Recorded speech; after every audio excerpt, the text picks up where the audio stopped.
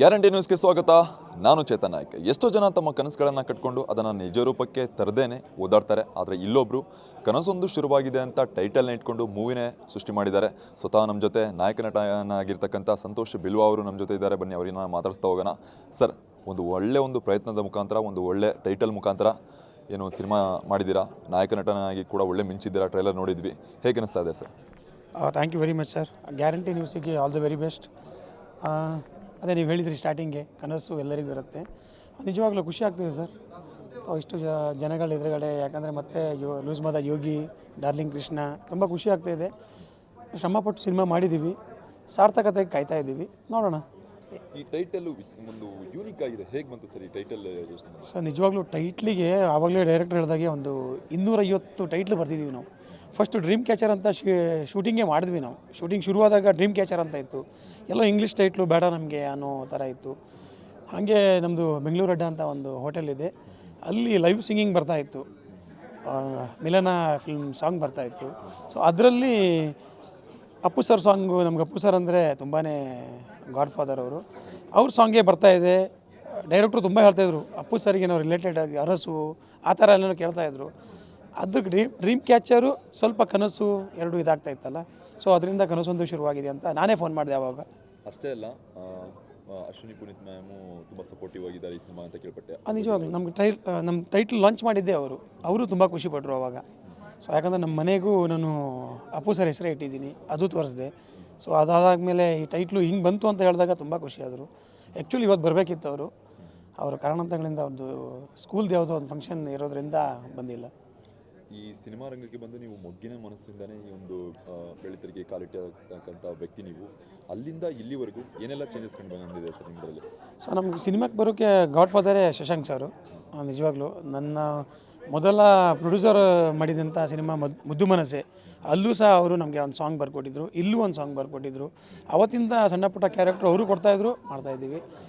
So changes ತುಂಬಾ ಇದೆ sir. ಆವಾಗ ಸಿನಿಮಾ ಆಡಿಯನ್ಸ್ ತುಂಬ ಬರ್ತಾಯಿದ್ರು, ಇವಾಗ ನಾವು ಕರಿಬೇಕು, ಅದೊಂದು ಸ್ವಲ್ಪ ಎಲ್ಲೋ ನೋವಾಗ್ತಾಯಿದೆ.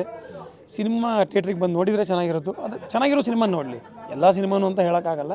ಚೆನ್ನಾಗಿರೋ ಸಿನಿಮಾ ನೋಡಿದರೆ ಸಪೋರ್ಟಿವ್ ಆಗುತ್ತೆ. ಇದೊಂದು ಕಡೆ ಆದರೆ ಸಹಾರ ಮೂವಿ ಡೈರೆಕ್ಟ್ ಮಾಡಿದಂಥ ಒಬ್ಬ ಒಳ್ಳೆ ಅದ್ಭುತ ಕ್ರಿಯೇಟಿವ್ ಆಗಿರ್ತಕ್ಕಂಥ ಮಂಜೇಶ್ ಅವ್ರ ಜೊತೆ ನೀವು ಒಂದು ಸಿನಿಮಾ ನಿರ್ದೇಶನಗೊಂಡಿರ್ತಕ್ಕಂಥದ್ದು, ಅವ್ರ ಜೊತೆ ಕೆಲಸ ಮಾಡಿ ಹೇಗೆ ಅನಿಸ್ತು ಸರ್? ನಿಜವಾಗ್ಲೂ, ಯಾಕಂದರೆ ಅವರಿಗೆ ಸಿನಿಮಾ ಮೇಲೆ ಎಷ್ಟು ಫ್ಯಾಷನೇಟ್ ಅಂದರೆ, ಸಾರಾ ಮೂವಿ ಒಂದು 2 ಕೋಟಿ ತನಕ ಅವರೇ ಹಾಕ್ಕೊಂಡು ಸಿನಿಮಾ ಪ್ರೊಡ್ಯೂಸ್ ಮಾಡಿಕೊಂಡು ಡೈರೆಕ್ಷನ್ ಮಾಡಿದ್ದು. ಸೊ ಅಂಥ ಪ್ರೊಡ್ಯೂಸರು ಅಂಥ ಒಂದು ಫ್ಯಾಷನೇಟ್ ಇರಬೇಕು, ಸಿನಿಮಾ ಮೇಲೆ ಆಸಕ್ತಿ. ಇದು ನಮ್ಮದು ಡೆಡ್ ಅಪೋಸಿಟು, ಒಂದು ಸ್ಮಾಲ್ ಬಜೆಟು ಅದರಲ್ಲಿ ಮಾಡಬೇಕಿತ್ತು. ಯಾಕಂದರೆ ಇದು ಸಿನಿಮಾ ಗೆದ್ದಾಗ ಹೇಳೋಕ್ಕೆ ತುಂಬ ಖುಷಿಯಾಗತ್ತೆ ನಮ್ಮದಲ್ಲಿ ಇದರಲ್ಲಿ ಏನೆಲ್ಲ ಇದೆ ಅಂತೇಳಿ. ನಾವು ಇವಾಗಲೇ ಅದ್ರ ಬಗ್ಗೆ ಹೇಳ್ಕೊಂಡ್ರೆ ಚೆನ್ನಾಗಿರಲ್ಲ. ಬಟ್ ಮಂಜೇಶ್ ಬಗ್ಗೆ ತುಂಬಾ ಖುಷಿಯಾಗುತ್ತೆ ನಮಗೆ. ಯಾಕಂದರೆ ನಾವು ಸಿನಿಮಾ ಪ್ರಾಕ್ಟೀಸ್ ಮಾಡ್ತಾ ಇರುವಾಗಲೇ ಈ ಕತೆ ಒಂದು ಲೈನ್ ಹೇಳ್ತಾರೆ. ಆವಾಗ ನಾವು ಆ್ಯಕ್ಚುಲಿ ನಮ್ಮದು 3 ಟೀಮ್ ಇದೆ. ಗೋಲ್ಡನ್ ಸರ್ ಗಣೇಶು, ಥ್ರಿಲ್ಲರ್ ಮಂಜು ಮತ್ತು ರವಿಚೇತನ್. 3 ಟೀಮು ತಿಂಗಳ ಆಡ್ತೀವಿ ನಾವು. ತಿಂಗಳಿಗೊಮ್ಮೆ ಆಡ್ತೀವಿ ನಾವು. ಲೆಜೆಂಡ್ರಿ ಯಾರು ತೀರ್ಕೊಂಡಿದ್ರೆ ಅವ್ರ ಹೆಸರಲ್ಲಿ ಆಡ್ತೀವಿ. ಅದು ಆಲ್ರೆಡಿ 30ನೇ ಸೀಸನ್ ನಡೀತಾ ಇದೆ. ಸೊ ಇಂಡಸ್ಟ್ರಿಯಲ್ಲಿ ಇದು ಫಸ್ಟ್ ಟೈಮ್ ನಡೀತಾ ಇರೋದು. ಅಲ್ಲಿ ಕತೆ ಹೇಳಿದಾಗ ನಮಗೆ ಖುಷಿ ಆಯಿತು. ನಮ್ಮದು 3 ಟೀಮಲ್ಲಿ ಇನ್ನೊಂದಿಬ್ಬರು ಹುಡುಗರಿದ್ದರು. ನಾನು ಹೇಳಿದೆ ಸರ್ ಅವ್ರನ್ನ ಹೀರೋ ಮಾಡೋಣ ಅಂತೇಳಿ. ಇಲ್ಲ ಸರ್, ನೀವೇ ಹೀರೋ ಆಗೋದಾದರೆ ನಾನು ಕತೆ ಕೊಡ್ತೀನಿ, ಅಲ್ಲ ನಾನು ಡೈರೆಕ್ಷನ್ ಮಾಡ್ತೀನಿ. ಅವ್ರು ಹೀರೋ ಆಗೋದಾದ್ರೆ ಕತೆ ಮಾತ್ರ ಕೊಡ್ತೀನಿ, ನೀವು ಯಾರನ್ನಾರು ಹೀರೋ ಮಾಡ್ಕೊಳ್ಳಿ ಅಂದರು. ಆಮೇಲೆ ಮತ್ತೆ ನಾನು ಲಕ್ಷ್ಮೀಕಾಂತ್ ಹತ್ರ ಮಾತಾಡಿದಾಗ ಇಲ್ಲ ನಾವೇ ಮಾಡೋಣ ಅಂತೇಳಿ ಶುರುವಾಯ್ತು ಅಲ್ಲಿ. ಈ ಸಿನಿಮಾ ಮುಖಾಂತರ ಜನರಿಗೆ ಏನು ಸಂದೇಶ ಕೊಡ್ತಿದ್ದೀವಿ ಸರ್? ಏನೆಲ್ಲ ಇರ್ಬೋದು ಈ ಸಿನಿಮಾದಲ್ಲಿ ಸರ್? ಇದರಲ್ಲಿ ನಿಜವಾಗ್ಲೂ ಒಂದು ಮೆಸೇಜು, ಅದ್ಭುತವಾದ ಮೆಸೇಜ್ ಇದೆ. ಅದು ಜಾತಿಗಳ ಮಧ್ಯೆ ಇದೆ.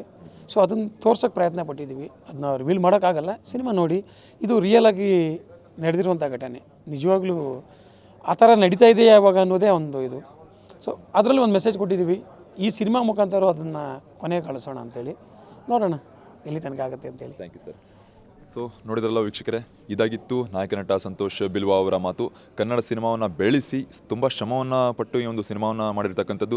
ಕೇವಲ ನಾಯಕ ನಟನಾಗಿ ಅಷ್ಟೇ ಅಲ್ಲ, ಈ ಒಂದು ಸಿನಿಮಾದ ಹಿಂದೆ ಬ್ಯಾಕ್ ಬೋನ್ ಆಗಿ ತುಂಬ ಶ್ರಮವನ್ನು ವಹಿಸಿದ್ದಾರೆ ಸಂತೋಷ್ ಬಿಲ್ವಾ ಅವರು.